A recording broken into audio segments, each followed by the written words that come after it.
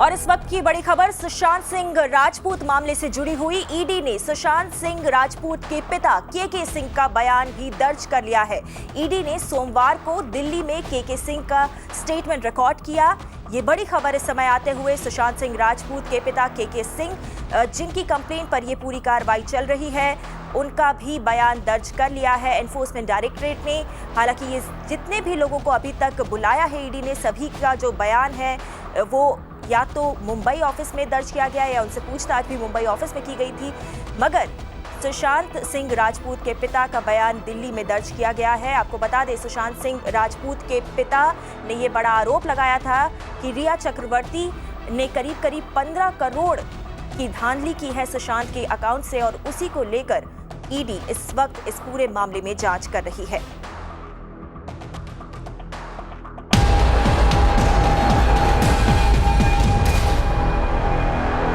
और एक और अपडेट बता दें, सुशांत सिंह राजपूत मामले से ही जुड़ा हुआ रिया चक्रवर्ती के सीए रितेश को ईडी ने समन किया है। अब से कुछ ही देर में सीए रितेश के ईडी दफ्तर में पहुंचने की उम्मीद जताई जा रही है। रिया चक्रवर्ती के सीए हैं रितेश, जिनसे अब सुशांत सिंह राजपूत मामले में पूछताछ होगी। आपको बता दें, रिया चक्रवर्ती और उनके परिवार वालों के खिलाफ सुशांत के परिवार ने 15 करोड़ की धांधली का आरोप लगाया है, और साथ ही ये भी कहा है कि लगातार जो सुशांत सिंह राजपूत के फाइनेंसेस थे, जो पैसे के जो भी लेन देन थे, वो रिया चक्रवर्ती ही कंट्रोल करती थी। इन्हीं आरोपों को आगे बढ़ाकर ईडी अपनी जांच कर रही है। और अब ये बड़ी खबर आते हुए कि रिया चक्रवर्ती के सीए रितेश को भी ईडी ने समन किया है, और आज सीए रितेश से बातचीत करेगी ईडी और उनसे पूछताछ की जाएगी। सांतिया हमारे साथ जुड़ रही है और ज्यादा जानकारी लेकर। सांतिया, तो रिया चक्रवर्ती के सीए को ईडी ने समन भेजा है, कब तक पहुंचने की उम्मीद है रितेश के ईडी दफ्तर?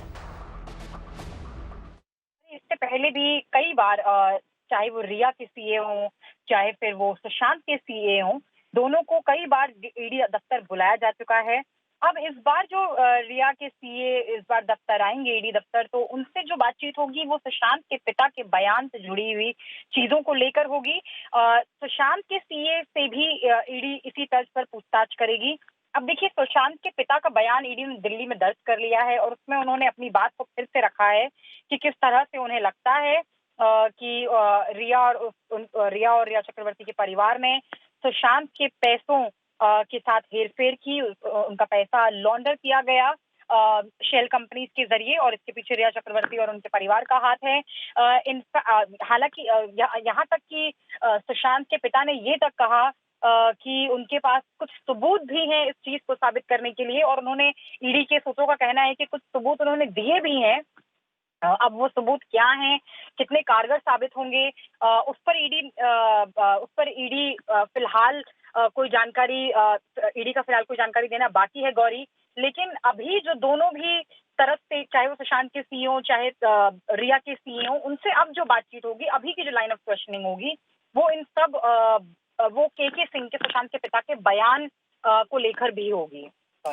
जी, शुक्रिया सांतिया इस पूरे अपडेट के लिए। कि जैसा सांतिया बता रही थी कि सुशांत सिंह राजपूत के पिता के सिंह का जो ईडी ने बयान दर्ज किया है, उसी को बेसिस बनाकर अब ईडी जांच को आगे बढ़ा रही है, और आज रिया चक्रवर्ती के सीए रितेश को एक बार फिर से बुलाया है पूछताछ के लिए।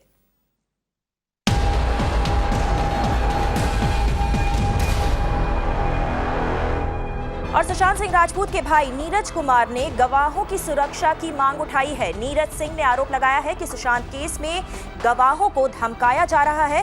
मुंबई पुलिस गवाहों को सही तरीके से सुरक्षा नहीं दे रही है।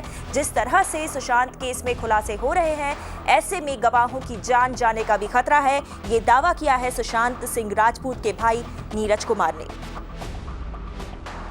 देखिए, हम लोग पहले से कह रहे हैं कि मुंबई पुलिस कुछ नहीं कर रही है, एफआईआर तक दर्ज नहीं किया।